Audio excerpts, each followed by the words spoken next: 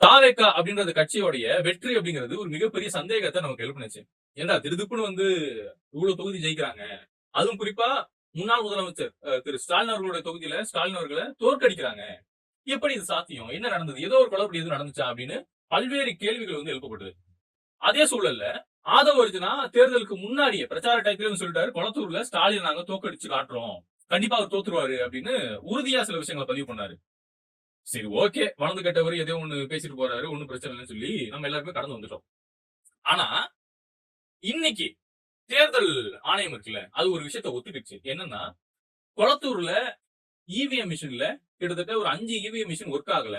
அது கோளாறா இருக்கு. 14 இவிஎம் மிஷின்ல வாக்குகள் எண்ணப்படுது. இந்த 14 இவிஎம் மிஷின்ல 5 இவிஎம் மிஷின் ஒர்க் ஆகல. அதுல ஏதோ சில டெக்னிக்கல் இஷ்யூ இருக்குன்னு சொல்லி அவங்க தரப்புல இருந்தே ஒத்துக்குறாங்க. இந்த சைடு திமுகவுடைய வழக்கறிஞர் என்ஆர் இளங்கோ இருக்காரு இல்லையா, அவருடைய தலைமையில ஆய்வங்க நடக்குது. தாவேகா சார்பாகவும் சில நபர்கள் போய் நிக்கிறாங்க.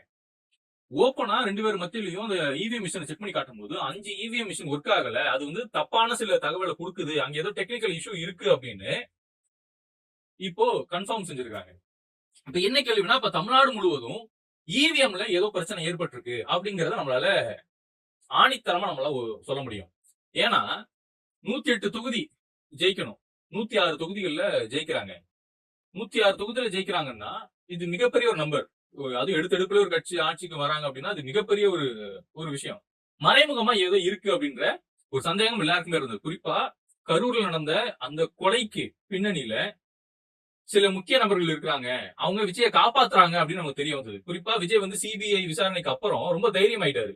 நம்மள ஒண்ணும் பண்ண முடியாது அப்படின்ற ஒரு தைரியம் அவருக்கு யாரோ கொடுத்திருக்காங்க. பின்னணியில யாரோ சில நபர்கள் விஜயை இயக்குறாங்க. 2வது, மார்ட்டினோட குடும்பத்தில் இருக்கக்கூடிய லீமா ரோசா இருக்கட்டும், அதிமுக வேட்பாளர் லால்குடி, தாவேகாவுடைய அமைச்சர், இப்ப தற்போதைய அமைச்சர் ஆதவ அர்ஜுனாவா இருக்கட்டும், அதே மாதிரி பாண்டிச்சேரியில அவருடைய மச்சான் ஜோஸ் மார்ட்டின் நினைக்கிறேன், அவரா இருக்கட்டும், 3 பேருமே எலெக்ஷன்ல ஜெயிக்கிறாங்க.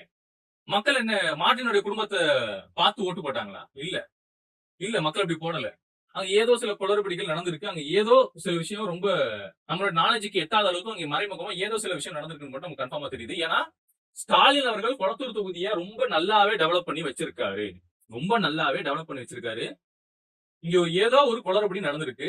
இன்னைக்கு அது தேர்தல் ஆணையமே ஒத்துக்கிட்டாங்க. 14 இவிஎம் மிஷின்ல 5 இவிஎம் மிஷின் ஒர்க் ஆகல அப்படின்னு சொல்லி அவங்களே ஒத்துக்கிட்டு இருக்காங்க. இது சம்பந்தப்பட்டு விளக்கம் அவங்க தரப்புல அதிகாரப்பூர்வமா வரும்னு சொல்லி என்ஆர் இளங்கோ பதிவு பண்றாரு.